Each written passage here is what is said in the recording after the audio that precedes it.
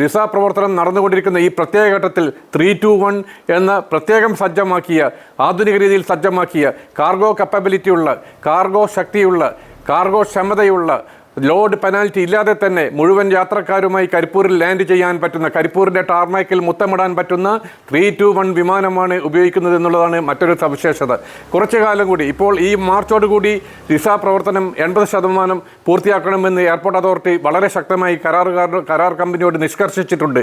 അപ്പോൾ അങ്ങനെയാണെങ്കിൽ ഈ വർഷാവസാനം തന്നെ 2026 അവസാനത്തോടു കൂടി തന്നെ റൺവേ 28-ലും അതുപോലെ റൺവേ 10-ലുമുള്ള വിസ പ്രവർത്തനങ്ങൾ പൂർത്തീകരിക്കും. അതോടുകൂടി തന്നെ സൗദി എയറിൻ്റെ വൈറ്റ് ബോഡി അപ്ഡേറ്റഡ് ആവും. പിന്നെ നമുക്ക് എമിറേറ്റ്സിനും മറ്റും അതിനുശേഷം ശ്രമിക്കാവുന്നതാണ്.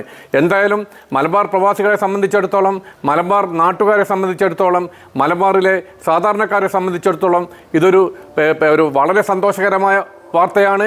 ഏതായാലും ഫെബ്രുവരി 1, 2026 കരിപ്പൂരിൽ വസന്തകാലം വിടരുകയാണ്.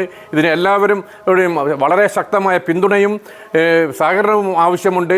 മലബാർ ഡെവലപ്മെൻറ്റ് ഫോറത്തെ സംബന്ധിച്ചിടത്തോളം വളരെ അഭിമാനിക്കാൻ പറ്റുന്ന ഒരു നിമിഷത്തിലേക്കൂടെയാണ് ഇപ്പോൾ കരിപ്പൂർ കടന്നു പോകുന്നത്. 5 വർഷത്തെ കാത്തിരിപ്പിനൊടുവിൽ സൗദി എയർലൈൻസ് കോഴിക്കോട് വിമാനത്താവളത്തിലേക്ക് തിരിച്ചെത്തുന്നു. റിയാദ് കോഴിക്കോട് സർവീസാണ് പ്രഖ്യാപിച്ചത്. ടിക്കറ്റ് ബുക്കിംഗ് തുടങ്ങി. ഫെബ്രുവരി 1 മുതൽ സർവീസ് ആരംഭിക്കും.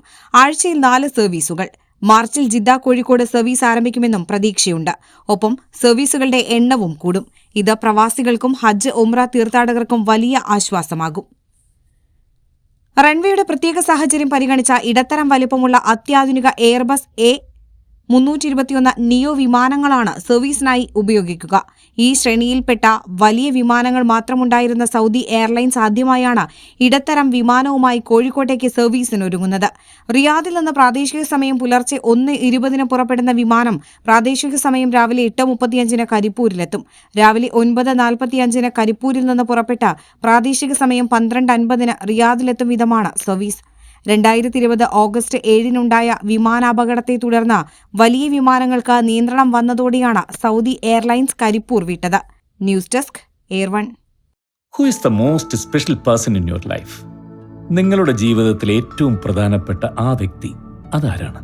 ഒന്നോർത്താൽ ഇന്നോളം ജീവിതത്തിലെ എല്ലാ പ്രതിസന്ധികളെയും തരണം ചെയ്ത് തളരാതെ ഇടറാതെ മുമ്പോട്ട് തന്നെ നടക്കുന്ന നമ്മൾ ഓരോരുത്തരും തന്നെയല്ലേ നമ്മളുടെ ജീവിതത്തിലെ the most special person. So, love yourself, trust yourself, and be proud of yourself because you are always special. Beauty Mark Golden Diamonds, specially for you.